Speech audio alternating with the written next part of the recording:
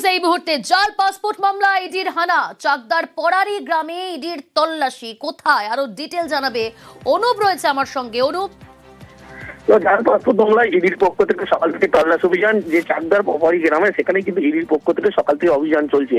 মূলত কাঠমিস্ত্রি বিপ্লব সরকার, তার বাড়িতেই কিন্তু এই তল্লাশি অভিযান। তার কারণ এর আগে যখন গ্রেপ্তার হয়েছিল আজাদ মল্লিক জাল পাসপোর্ট মামলায়, পরবর্তী ক্ষেত্রে ইন্দুভূষণ, এবং এই দুজনকে যখন জিজ্ঞাসাবাদে একাধিক তথ্য উঠে আসে। প্রথমে নাম হিসেবে উঠে আসে কিন্তু এই বিপ্লব সরকারের। পেশায় কাঠমিস্ত্রি হলেও কিন্তু জাল পাসপোর্ট মামলায় কিন্তু অত্যন্তভাবে জড়িত, এমনই এই তথ্য উঠে আসে। এরপরেই ইডির পক্ষ থেকে একটি সকালবেলায় তল্লাশি অভিযান জানে, এবং সেখান থেকে ইতিমধ্যেই এখনো তল্লাশি অভিযান যেমন করা হচ্ছে, তার পাশাপাশি অভিযুক্ত ব্যক্তি তাকেও কিন্তু জিজ্ঞাসাবাদ করা হচ্ছে বলে এমনটাই জানতে পারা যাচ্ছে। বেশ,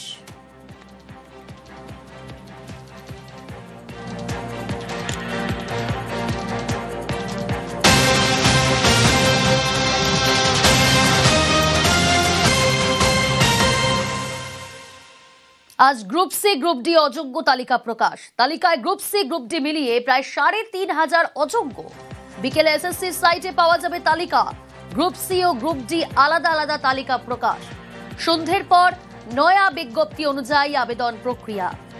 গ্রুপ সি গ্রুপ ডির আবেদন প্রক্রিয়া শুরু করবে এসএসসি।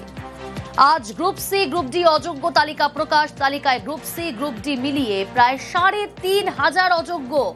বিকেলে এসএসসি সাইটে পাওয়া যাবে তালিকা। গ্রুপ সি ও গ্রুপ ডি আলাদা আলাদা তালিকা প্রকাশ।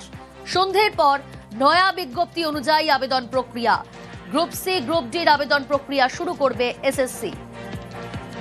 অযোগ্যরা নয়া নিয়োগে আবেদন করতে পারবেন না, আলাদা করে নির্দেশিকা দিয়ে জানাবে এসএসসি।